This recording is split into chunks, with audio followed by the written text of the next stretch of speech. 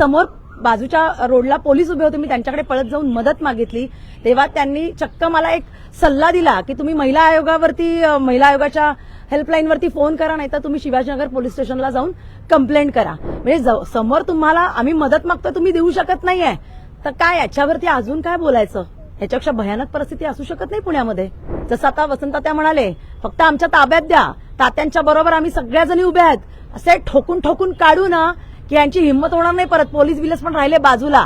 काय हा घाणेरडापणा आहे? काय चाललंय हे पुण्यामध्ये? म्हणजे हे बड्या बापांच्या पोरांना प्रशासनाचा, पोलिसांचा, कशाचाच काही सोयरसूतक राहिलेला नाही.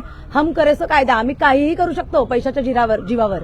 आम्ही रस्त्यात धिंगाणा घालू शकतो, आम्ही 2 माणसांना उडवू शकतो, चिरडू शकतो, मारून टाकू शकतो, वाटेल ते करू शकतो. ह्या घटना वारंवार पुण्यात घडतायत आणि सीपी साहेब या माध्यमातून नेमकं काय करतायत हा प्रश्न आहे. काय करतंय तुमचं पोलीस प्रशासन?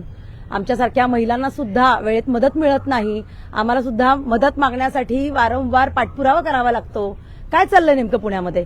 कुठलीच महिला आज सुरक्षित नाहीये पुण्यामध्ये. प्रसंग घडला का तुमचा असा, तुम्हाला मदतीचं काम पडलं, पोलिसांचं तुम्हाला भेटली नाही? नक्कीच मागच्या आठवड्यात माझ्याच बाबतीत ती घटना घडलेली होती. त्यावेळी समोर पोलीस होते, तरी सुद्धा मला त्यांनी मदत दिली नाही. काय घडलं होतं नेमकं? एका माणसाने माझा विनयभंग करण्याचा प्रयत्न तिथे केला रस्त्याने चालत मी असताना, आणि मी समोर बाजूच्या रोडला पोलीस उभे होते, मी त्यांच्याकडे पळत जाऊन मदत मागितली, तेव्हा त्यांनी चक्क मला एक सल्ला दिला की तुम्ही महिला आयोगाच्या हेल्पलाईनवरती फोन करा, नाही तर तुम्ही शिवाजीनगर पोलीस स्टेशनला जाऊन कंप्लेंट करा. म्हणजे समोर तुम्हाला आम्ही मदत मागतो, तुम्ही देऊ शकत नाहीये, तर काय याच्यावरती अजून काय बोलायचं? याच्यापेक्षा भयानक परिस्थिती असू शकत नाही पुण्यामध्ये. म्हणजे आम्ही किती आगतिक आहोत महिला हे लक्षात घ्या.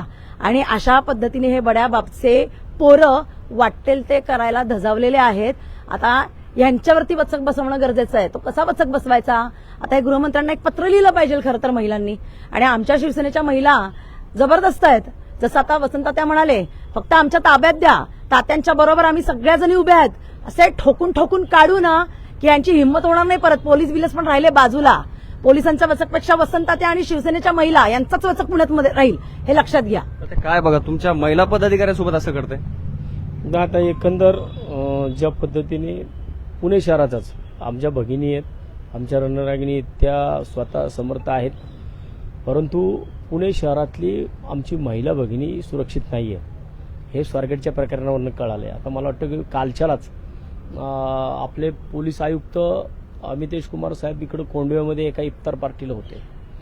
त्या ठिकाणी त्यांनी म्हटले की इथून पुढे शहरामध्ये रस्त्यावरती कुणी वाढदिवस साजरे केले तर मग त्यांच्यावरती आम्ही जागेवरती, चौकात रस्त्यावरती कुणी वाढदिवस साजरे करायचे नाहीत.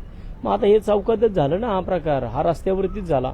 एवढा मोठा जबाबदार अधिकारी स्टेटमेंट करतो आणि दुसऱ्याच दिवशी कालच संध्याकाळी स्टेटमेंट झाले आणि आज सकाळी हा प्रकार घडतो. म्हणजे कायद्याचं भीती राहिली का? पोलिसांची भीती राहिली का?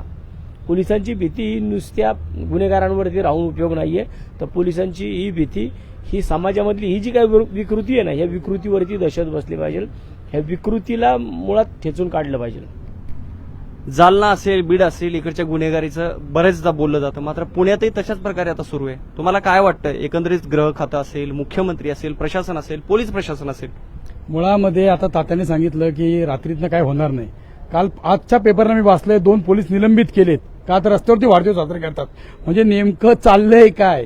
प्रशासनाचे कर्मचारीच जर अशा पद्धतीने वागत असतील तर सर्वसामान्य माणसांनी काय कुणाकडे मागायचा न्याय? पण मला एक सांगायचं की ह्या माध्यमातून जे रात्री दारू भर ढोसले असेल, सकाळी 7 पर्यंत पब चालू होता का काय होतंय बघायला पाहिजे. कारण ज्या ठिकाणी त्यांनी लघुशंका केली त्या जवळपासच मोठे मोठे हॉटेल्स आहेत, सगळं आहे, हे पोलीस प्रशासनाला माहिती आहे. पण केवळ मार्च एंडिंगच्या माध्यमातून हे काय उद्योग करतात का काय असं आम्हाला वाटतंय. आणि तात्याने सांगितल्याप्रमाणे त्याच्यावरती जर पोलिसांनी व्यवस्थित कारवाई नाही केली तर शिवसेना आपल्या स्टाईलने त्याच्यावरती कारवाई करणार आहे.